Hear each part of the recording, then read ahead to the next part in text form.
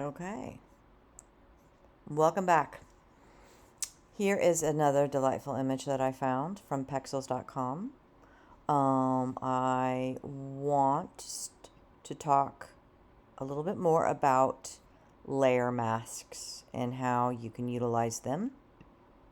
So, I have this one layer just as background because this is literally the picture that I opened up.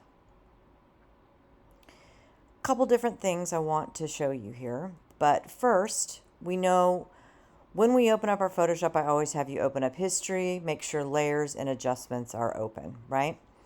When I go to adjustments, it gives me choices. Some of you have already played with the presets, etc. You can indeed create your own presets, just like you do in Lightroom. When I'm looking here, I am going to choose, where did it go? Black and white, sorry, black and white.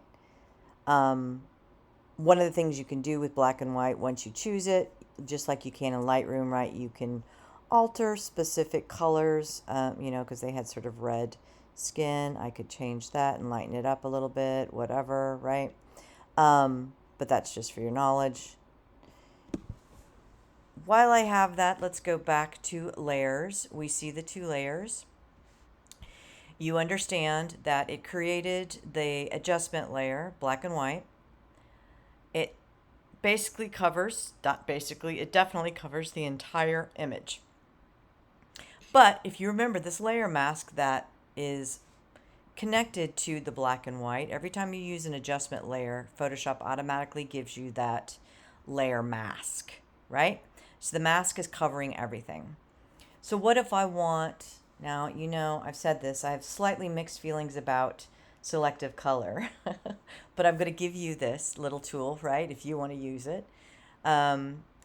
If you recall, coming over to my toolbar, over here at the very bottom are the colors. Now you can select that and you can choose any color you want, right? Up and down the spectrum, up and down the luminosity, like how dark it is, all those good things. I'm going to hit OK because I'm not working with color at this point.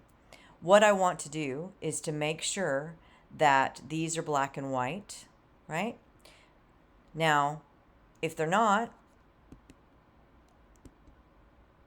you can, sorry, I spaced out there. You can choose the letter D and it should create the white foreground, black background.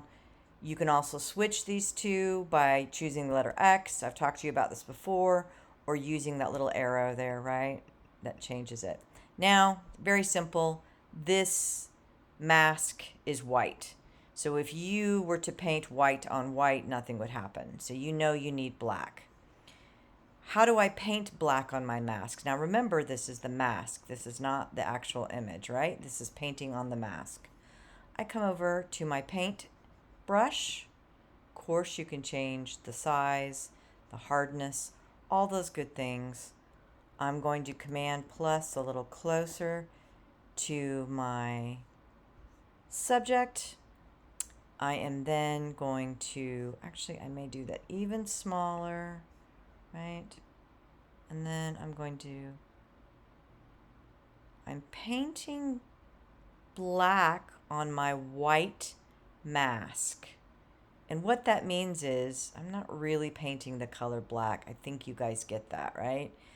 I'm basically poking a hole through the mask so I can see what's happening underneath. Now, this is a very simple way that one can do selective coloring, right? You can also do it, obviously, with multiple layers of things. Now, their eyes look cool. When I've done this before, it looks a little terrifying when you start to do the lips. I'll do it for you. I mean, it kind of depends. But it looks like lipstick, right? It looks like makeup.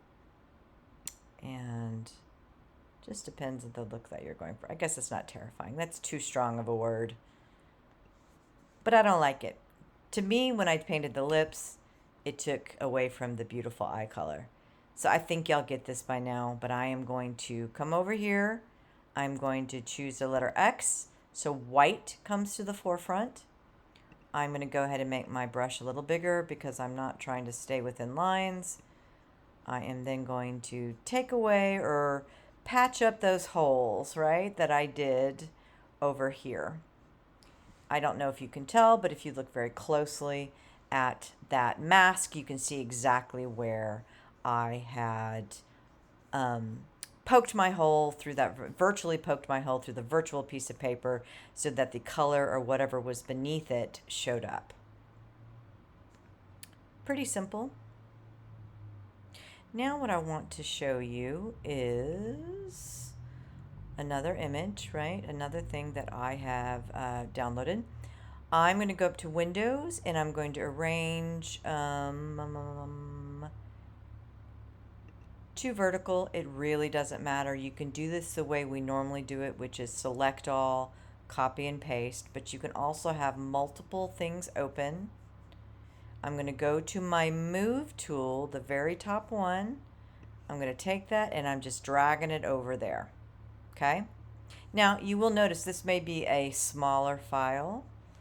I think they're probably about the same size though, if I remember correctly, because I did indeed get them from the same place. But if that happens, that's okay. I'm going to just transform it.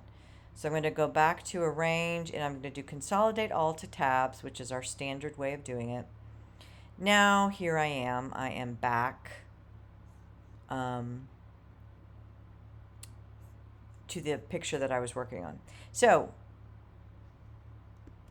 obviously or not obviously, but in this particular case, I do indeed want to make my cloud picture about the same size as the other picture. When I'm in the transform tool, you got that little corner, right, that you can turn because I had pasted a vertical onto a horizontal. So you can always come back and change that. Whoopsie. But that should be fine. So, okay. So that just means it's covering everything. So obviously I just put another piece of paper that had clouds on it on top of everything else. If I grabbed it and took it here, right? Or if it's the background and it has a lock sign on it, you can click that lock, unlock it, and then you can pull any layer down below it, right? So you can manipulate the layers the same way you're used to. I'm just showing you, right? Movement of the layers. So let's bring that back. Now, this is not an adjustment layer. This is a layer I created by copying, pasting, or basically dragging it over. If you remember, if I look down here at the bottom, I have a couple choices, including a layer mask. So I just created a layer mask on there. I can do the same exact things I did before.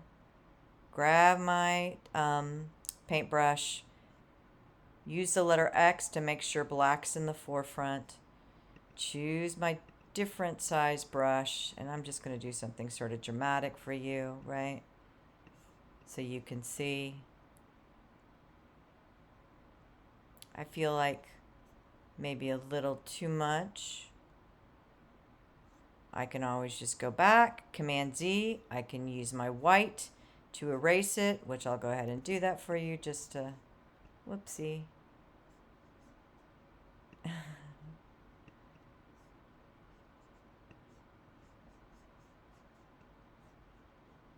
You know why? Because I'm not doing it the right spot. Oh, I am doing it the right way. Sorry, I was getting confused because this one's on top. So back to the drawing board, whatever you want to say. One last thing I want to show you about this, because I want you to start to work with multiple images in a slightly different way.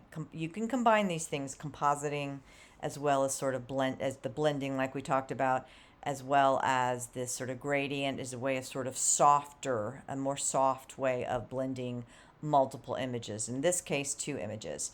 So again, I've got these 2 different pictures. This black and white, all adjustment layers come with their own mask. I added a mask by using the layer mask button. I make sure that it's selected, not the picture, right? It is selected. I'm going to come over to the left, and I talked about this in another video, but as a reminder, the gradient tool looks literally like gradient. You want to make sure at the very top, right? You've got all these choices. For now, stick with classic gradient. You've got standard, you've got a circular, you've got all, you can play with these different things. Right now I'm going to show standard. I'm holding down my mouse, right? Starting outside or wherever you want to start. This is just going to blend the two images together, right? It's just a softer way of doing that. Whoops, I'm going to Command Z because I didn't mean to do that part. We're going to go back. I'm going to show you a circular. All right. You can see what it looks like over here. It is a little harder to see. Let's get his eye. Right. Again, I'm going to go back. I'm going to stick with that. You can pull it wherever you want, right? However you want to blend it. It just looks like they maybe have a rash. Anyway, so I wanted to show you that tool again, reiterate about you can add a layer mask to anything. You can do same things you do here with revealing what's beneath, right? The layer that's beneath it. And you can also add a gradient that gives you a slightly softer way of blending layers, not to be confused with, you know, our blend layers, right? Which is going to change all that too. So, some fun stuff to play with. I don't really like the way they look there, so I'm going to go back here. And let's think about this. I'm going to stick with that.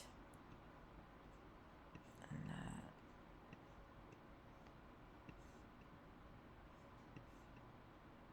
Yeah, I don't like it. So I'm going to get rid of that. And I just like for this particular one, I just like selective color. Ooh, but that does remind me. One last little tool. So over here on our toolbar, so I'm going to take, I'm sorry, let's move back to layers. I'm going to take that layer and trash it. Keep our size down, right? Keep our file size down. I'm going to make sure to come over to the left. One of the newer tools that they have brought in is the adjustment brush tool. And with that adjustment brush tool, when it's selected, I come up here to adjustments, to be a play on brushment tools. That's a new thing. And I can choose whatever adjustment I maybe want to use. For now, I'm going to stick with brightness contrast. And I am going to brush on their eyes. Ooh, that's a little too much, right? Kind of depends, but see, I went a little over on her eye, but right? Maybe bring that down just a little bit. Again, over here on the left, it's a brush. It kind of looks like it has like a black and white circle, but when you hover over it, it's a targeted adjustment tool. When you have it selected, you can choose any of the adjustment layer type things you want, and obviously you can subtract and add. You can change the brush size, all those good things, and you just saw how I did that, much like the little bit of masking we do in Lightroom, right? It's a targeted adjustment. So I think that's it for this video.